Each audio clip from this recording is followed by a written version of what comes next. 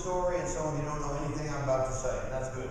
So we are excited about where we've come from and where we're going. I got a call from Nyla today, and Nyla said to me, I was just looking at your things for the previous years, and in 2005, you had 7 employees. In 2006, you moved up to 9. Yeah, and in 2007, we're up to 11. And now today, we're at 119. So give us a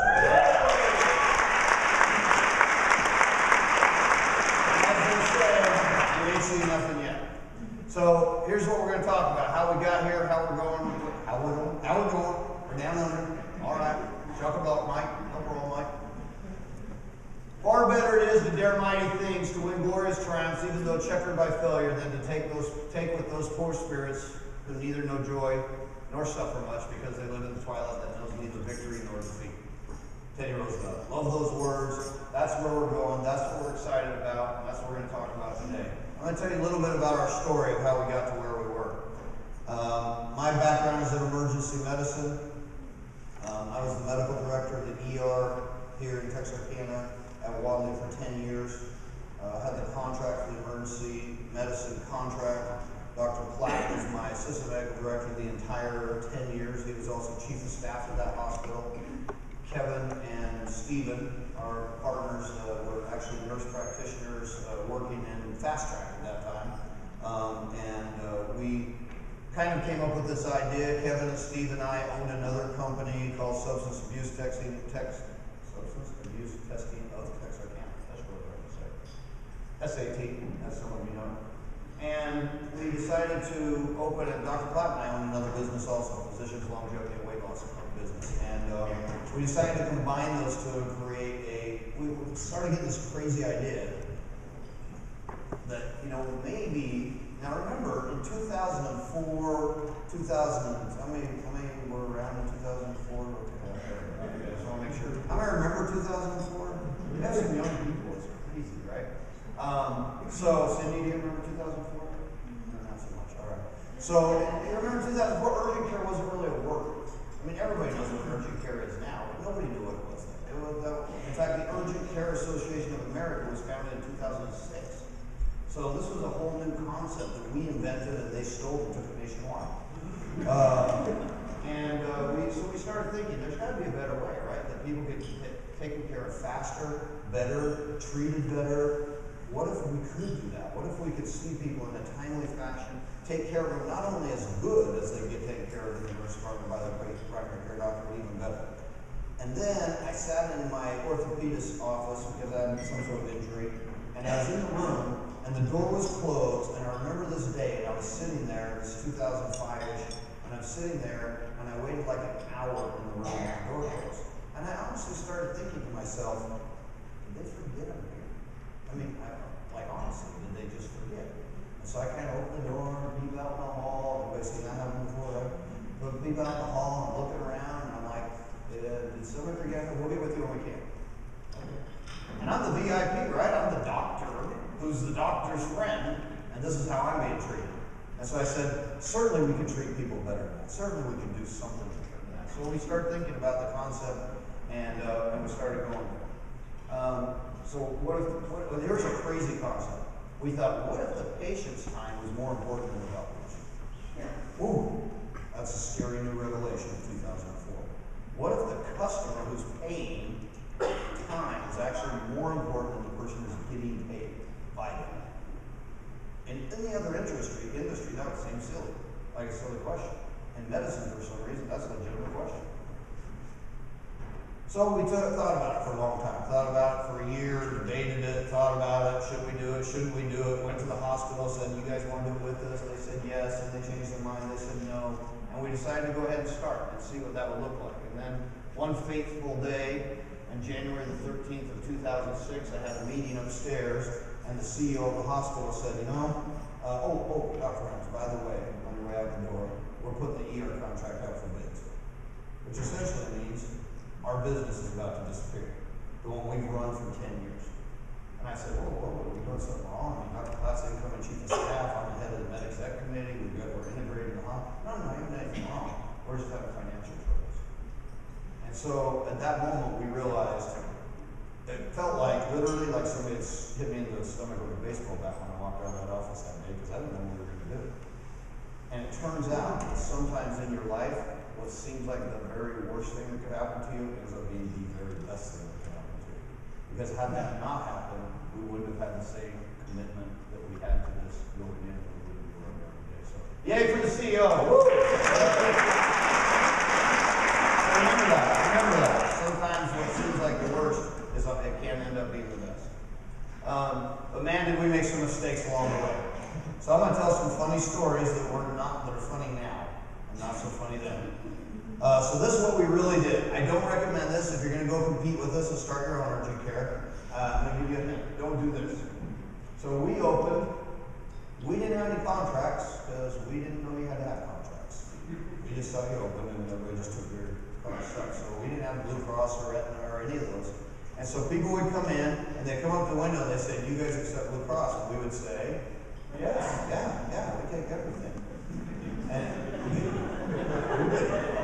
because we were afraid that if we said no, they would never come back and they'd tell their friends not to come back. So we said yes, we took them in the back, we took care of them, and when they go to check out, our front desk person, whose name, what was her name? Christina, who was wonderful, would say, they would say, "What do I owe?" And she'd say, "Well, what do you normally pay?" They said, "Well, I normally pay $25 copay." "Well, then that's what you owe today." They were going to check it. We'd see them for that. That was what we saw them for until we got the contract. So I wouldn't recommend doing that. We're a little more sophisticated now, but that's literally and truly what we did. Billing. I mean, we made all kinds of mistakes in those days, and the things we learned. So it's not like we haven't made some mistakes along the way. It's not like we haven't tripped. We've made some intergalactic mistakes that have cost us a lot of time, money, and effort. But along the way, we learned some really, really important lessons on how to treat people, how to treat patients, how to treat employees, and how to treat each other, which is much more important than anything else. So that's what I'm here to tell you. But I'll tell you this too, we had some fun. I mean, we did. We've had fun for the whole time. We've never stopped having fun. In fact, I will say this, the day it stops having fun, I'm going to the house. So here's the good news, I don't have to do this now. I do this because this is what I love to do. Financially, I don't need to do this. I take the money, but I don't need to.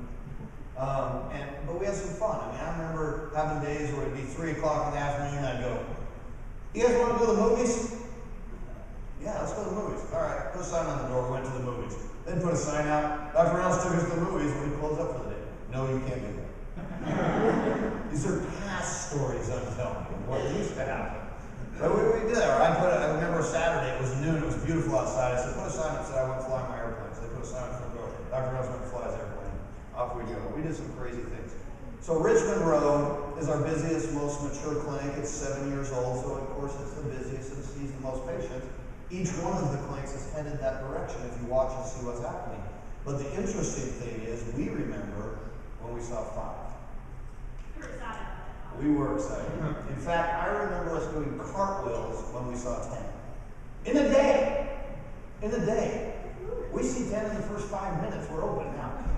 But in the day, when we saw 10 patients the first time, I remember us jumping for joy. In fact, I remember when we built the building and everybody said, "You build it too big, this ain't ever gonna make it, this concept's never gonna catch on." You remember those days?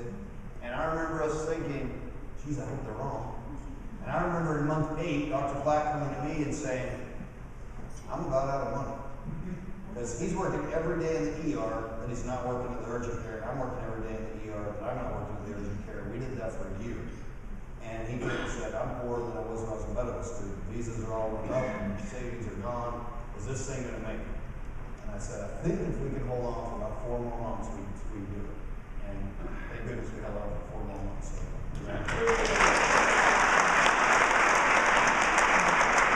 So that's our story. And now those same people, by the way, those same naysayers are now coming and going, "Hey, is there some way I can invest in this healthcare express?" And they're like, "Where were you in 2006 when we needed the money?" I needed a house payment. I didn't see you then. There's a story of Gandhi, and this historian comes up to Gandhi. He's a historian reporter, and he says to Gandhi back in the day, he says, "Sir, this thing that you're doing, this thing that you believe in, It's not going to work. It's been tried. It's never worked in the history of the world. It's not going to work.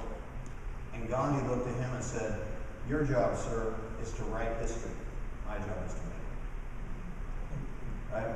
Our job, starting today, is to make what we're going to make in Healthcare Express history.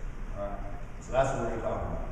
We're going to start from here, and I'm going to explain to you some of this you've probably never seen before because this is kind of fresh off the boilerplate. But you're going to be hearing more and more about this as we go forward because we have a challenge.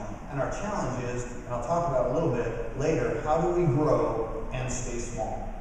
Because everybody wants this family feeling. Everybody wants to be part of this. And we also want to serve more people and serve more communities, serve more employees, be able to do those kinds of things. So that's going to be our challenge. So we're going to talk about that. And one of the ways we do is we talk about values. Vision in my mind is made up of values, purpose, mission, tangibles, and team model. We're going to talk about those in order. I'll show you exactly what I mean. It won't be boring. It's not going to be boring. Values. These values have stuck with us since we started. In fact, those of you who've been to the conference room in the Richmond Road, we open up the little door and there's the sacred piece of paper, right? Those values were written on long before we saw our first patient. And the values are amazing customer service, financial success, an awesome place to work, and outstanding medical care. Every decision, that's what I'll promise you, every decision we make is based on those. We don't make a decision where we don't say, wait a minute, does that meet our values? Is that who we are? Because these are etched in granite. This doesn't matter who the managing partner is, this doesn't matter who the doctors are, it doesn't matter who the owners are, it doesn't matter that doesn't matter. These values are etched in granite. This is who we are as an organization. This is what we come about. And our purpose kind of goes from that. So our purpose, if I were to ask you this question, Healthcare Express exists to. What is the purpose of our existence? Because think about it, a company really is just a group of people. That's all it is. You can't say, well, here's the company. It's not a bank account. It's a group of people working together to try and accomplish something. And so we did this. We actually had a little retreat out on our ranch, and we took a bunch of people, and I sent out this survey to everybody and said, finish this sentence for me. And a bunch of people sent in responses, and we got all the responses, we put them all together and said, okay, what's the best we can come up with? And we put it all into one sentence, and that sentence basically breaks down into 3 ideas. And you're going to hear these over and over and over again because this is new, and they're hanging on the wall behind me. Healthcare Express exists to serve our communities. How many think as an organization we do a lot of service in our communities? You know why? Because that's our purpose.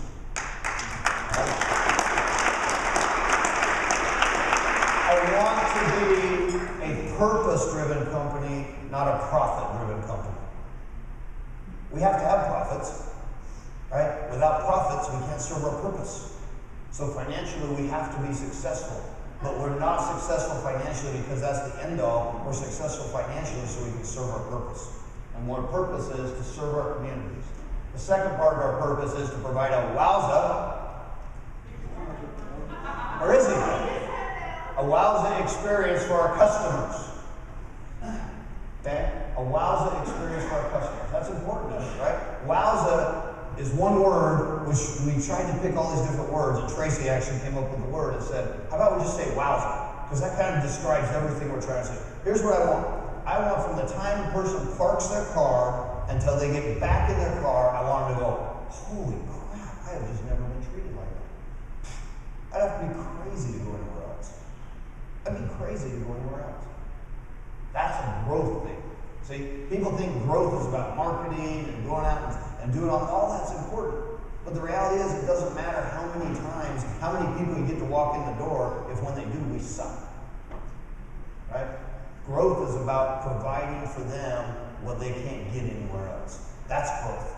Right? If you're an apple picker and you pick apples and you put them in your pocket but you have a hole in your pocket, is the reason our business isn't twice as big because not enough people have tried us? No. It's because they try us and they fire us. So our job is to make sure that never happens by providing a wowza experience. And then finally, most important to me, is leaving a legacy of leaders. What we really want to create is a legacy of leaders. That's what this room is full of, so give yourself a hand. And a leader, my definition, and there's a whole bunch of definitions, but I'm going to tell you my definition. My definition of a leader is someone who can look at someone, see something in them that they don't see in themselves, and help them bring it out.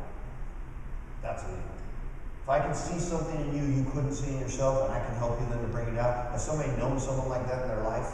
Right? If somebody knows someone like that that's helping, do you remember that person? That's a leader.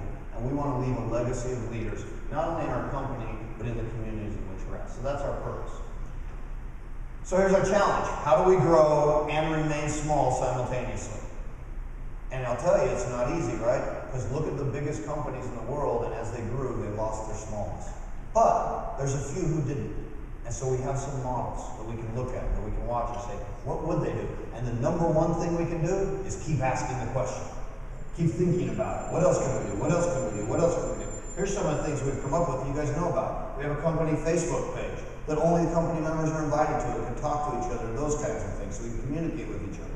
Right? We have DocuShare, which we're just now implementing. You'll hear more about, so we can share documents and things with each other. And one of us actually came up with, somebody just came up with this idea at the bowling the other day. We need a place where we can go look and see each other's pictures. So when you call somebody in another town, you can look at them and say, know who you're talking to, so we get to know each other in a better way. A reading program. How many like the reading program? Clap your hands. Those of you who don't, by the way, there is another option. Taco Bell doesn't have one, and I heard they're hiring. So, because to us, we're creating a legacy of leaders, and that's what that's about. Okay? Wowza Palooza. There we go. There we go. Things like this that integrate us as a family. Team powwows. How many are having your team powwows before every shift and talking about things and sharing hero stories? That's how you remain small as you continue to grow. This is a new thing we're going to start, ending all meetings with an appreciation, where we end every meeting by appreciating someone else in the room. Someone else who's done something for you. Community volunteering. We are becoming known in every community we're at for all of the stuff that we do. What a great thing to be known for. I'll admit, in the beginning, 2007-ish, we did some things so we could say, hey, look what Healthcare Express did. It's not about that anymore. We don't need that. We don't need that kind of branding. Now we do it because it's the right thing to do. If we get some recognition, great. If we don't, great. That's not why we're doing it. We're doing it because it's the right thing to do. So here's my question for you. What's your idea? Each of you on your table has a piece of paper that has, what is that paper? The video awards. Yeah, the video awards. On your video awards form, if you flip it over, when you turn that in, if you have an idea that will go on here, or anytime you have an idea, if you get that to us, we can start thinking about this question, because everybody in this room is part of it. How do we remain small as we grow? How do we keep the same feeling, family feeling, as we grow in different communities? What do we need to do? Good. All right, and so tangible. So right now we're going to do a little activity. I want you to do this really quick for me. I want you to think about what you would have to do. What kind of a person would you have to become in order to take this to the next level? What role would you like to play? You don't need to write it down. I just want you to think about that. What role would you like to play as that goes forward? What kinds of things could we do as a company? You know, somebody told me the other day, we should have a race car. You know what? That's a really good idea. Having a race car? That's cool. I like that. That gets me excited. He can hook us up. He drives race cars. So here we go. Give him a hand. What a great idea. I'll get a race car. I already got that express plane. I mean, I'm all about the tours. That's good. What kind of company would you like to work for? What can we create together? What can we do? What would be fun? What would be fun to have and to do? Isn't there a place where you don't know if you're working or playing? You know, you go in and you're dressed like a fairy and you're at the front. Are you working or are you playing? It's hard to know, right? So that's what we want to create. Who will you have to become? What kind of person are you going to have to become in order to lead? In order to lead us to where we need to go? What do you have to improve in your skills? And what's your role as we go forward and do that? And that takes us to the team motto, and I'm going to spend a few minutes on that. Our team motto has 3 things. What's a motto?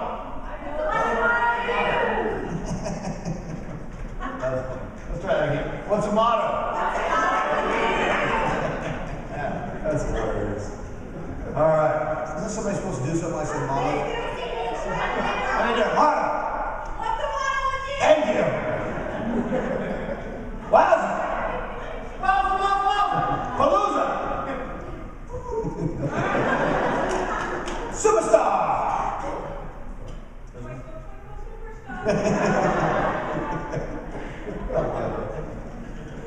Do the right thing. What's the next one? Do the best you can. What's the next one? Show others that you care. Right? We narrowed it down to 3 things. When I say we, I don't mean me. I mean as a group. So you weren't here yet, but as a company a long time ago, we said let's make this simple so everybody understands the team motto. The team motto is do the right thing. Right? And do. Did I say it right? Yeah. Do the right thing.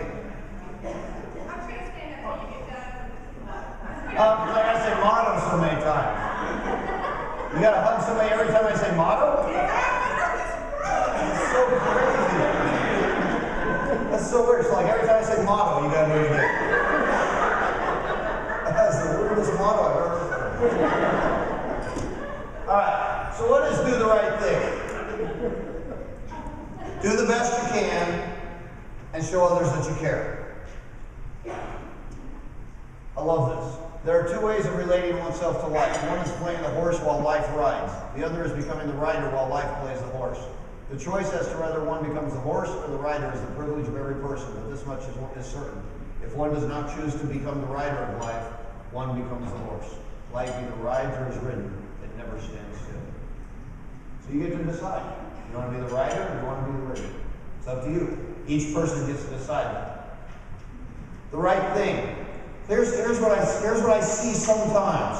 Sometimes.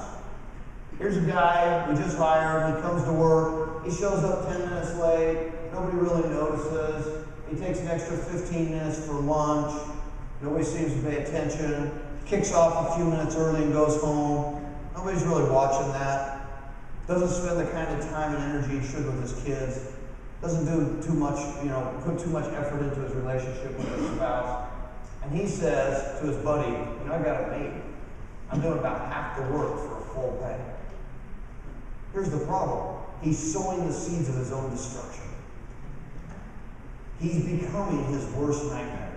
10 years from now, he'll be driving what he doesn't want to drive, going where he doesn't want to go, wearing what he doesn't want to wear, living where he doesn't want to live, because he doesn't realize he's sowing the seeds of his own destruction. Don't buy into that philosophy. Don't buy into the idea that if you can do, you should try and do as little as you can to get as much as you can. If you do, joining a union's a good idea. I mean, that's their model, right? But the reality is, in the history of the world, that's a very difficult way to make things happen. So my idea is a better philosophy. My mentor taught me, always do more than you get paid for, right? Here's an old saying from the Old Testament. 6 days labor, 1 day rest. That's a good idea. 6 days labor, 1 day rest. It's interesting. It doesn't say 5 and 2. 5 days labor, 2 days. I guess God didn't think of that. Maybe if he had thought of that, he'd have said 5 and 2. I don't know.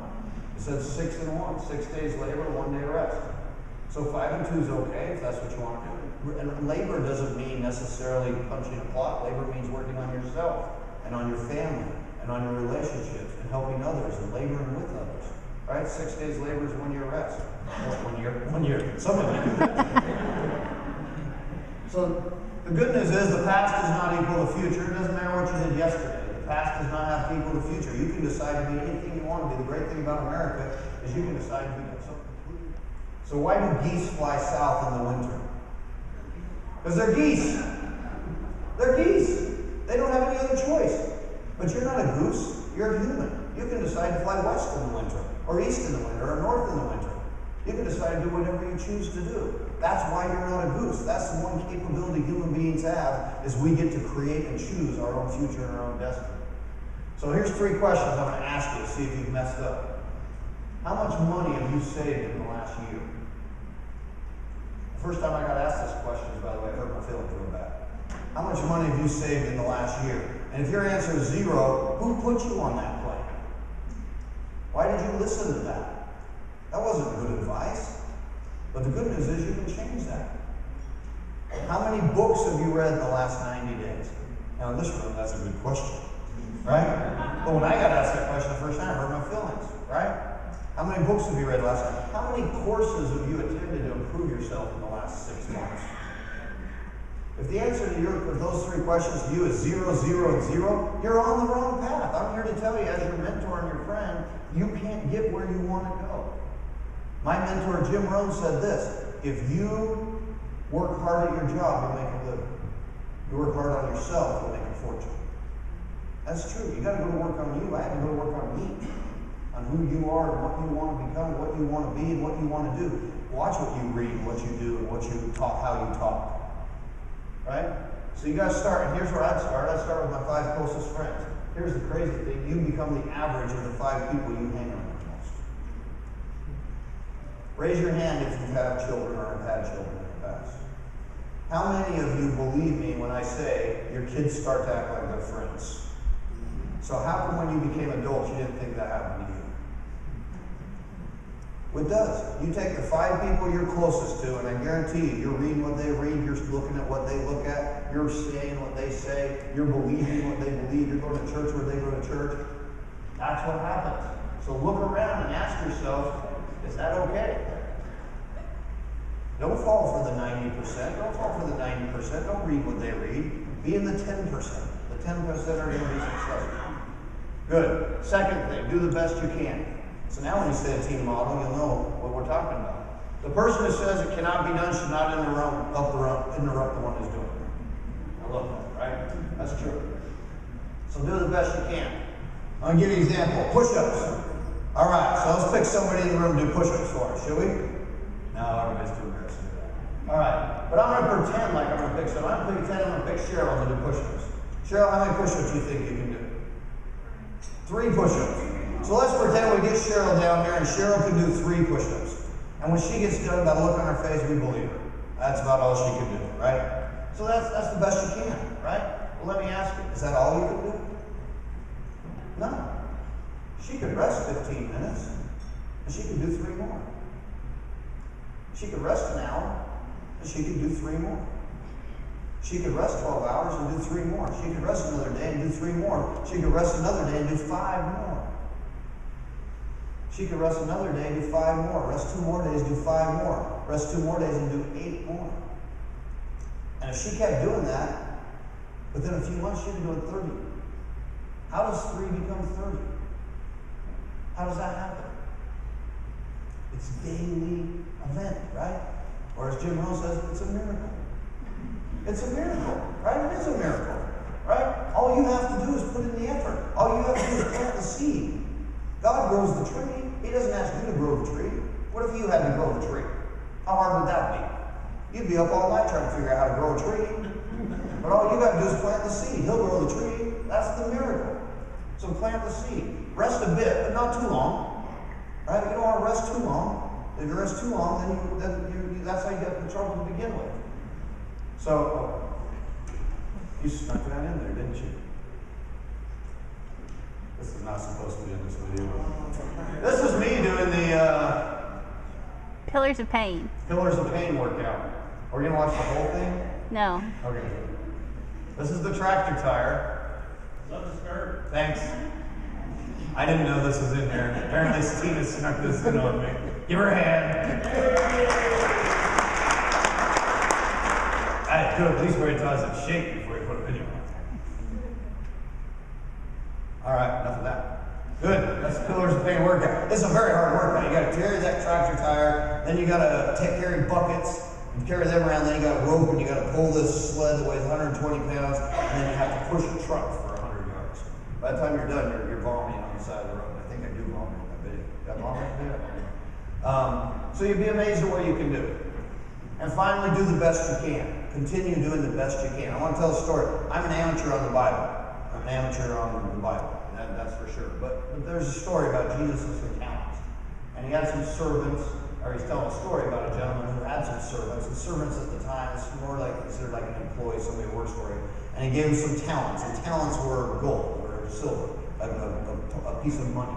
And to one servant he gave 1 talent, and another servant he gave 2 talents, and the other servant he gave 5 talents. And he said, look, I'm going to go on a trip.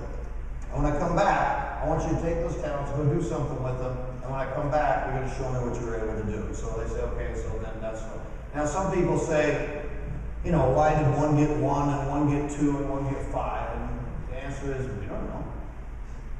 But here's the reality. Some of us have 1, some of us have 2, some of us have 5. And that wasn't the question.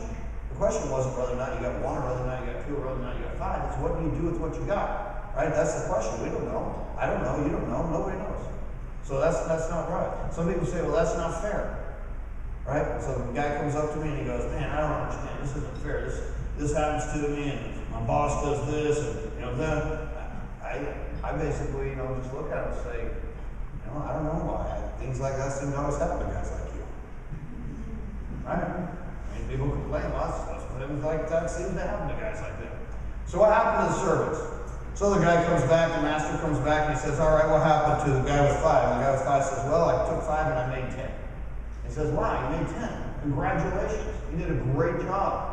Measured the numbers, that looks good. What about you, guy with 2? Guy with 2 says, look, I had 2, I took 2, I made 4. He said, wow, 4. It's not 10, but he started with 2, he took 2, and he made 4.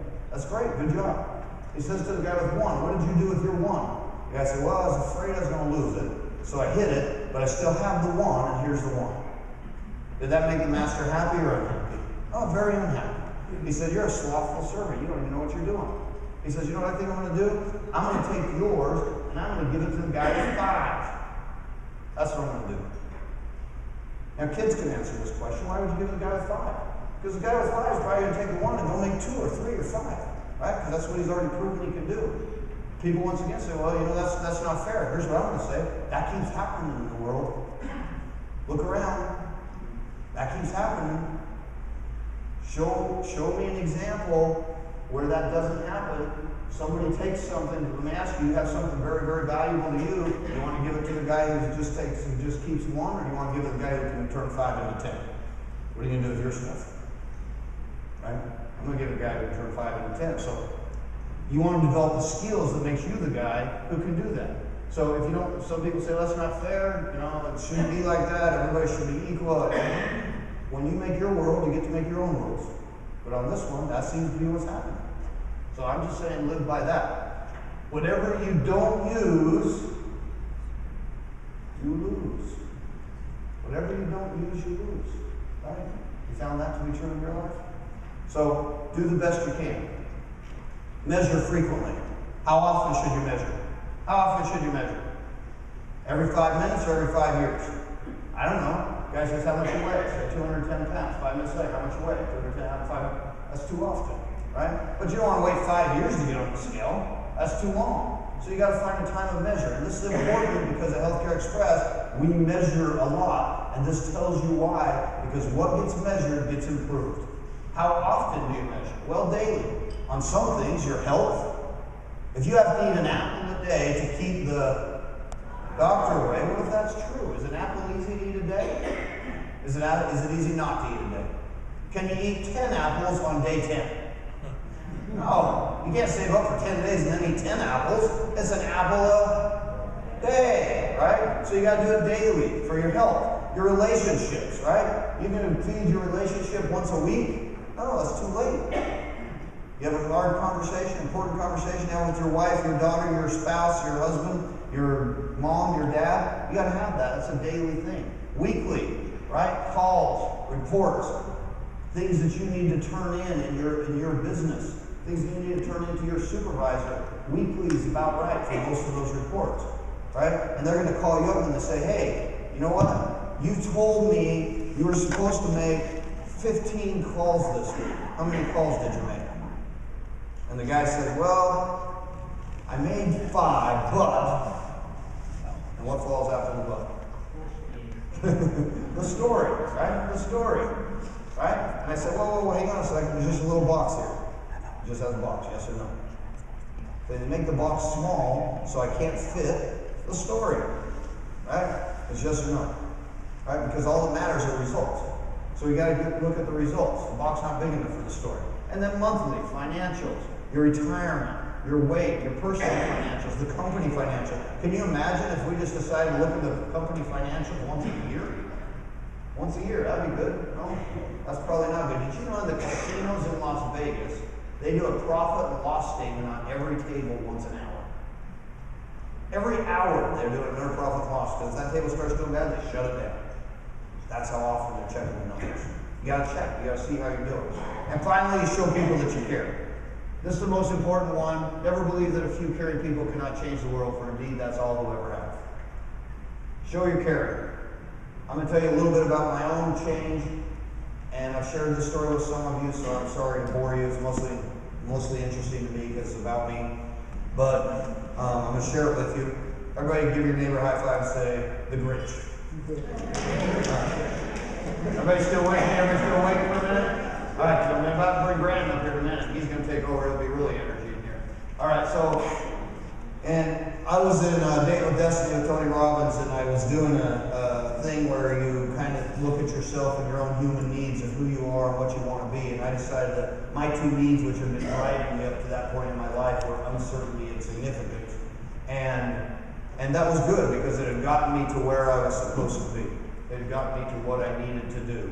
And but it wasn't going to serve me going forward in my life. And I decided that I needed to change those, and that I needed to be more about love and connection and contribution. And that I wanted my two needs to be really more about love and connection and contribution. And so I started thinking about how could I actually do that. And one of my favorite movies is The Grinch.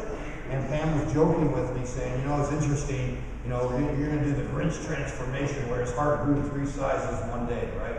Because everybody makes fun of me because I don't like people, or the old me didn't like people. Just ask the nurses who used to work with me at 7 a.m. in the ER.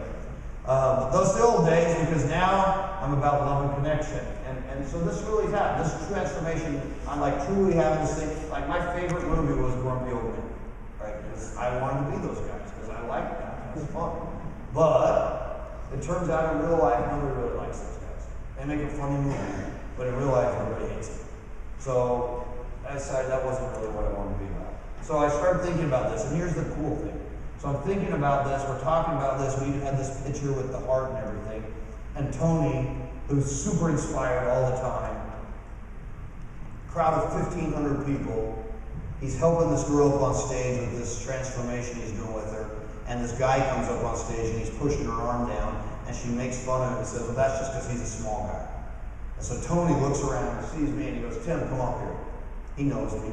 So he brings me up and he says, all right, he wants me to push her arm down, right?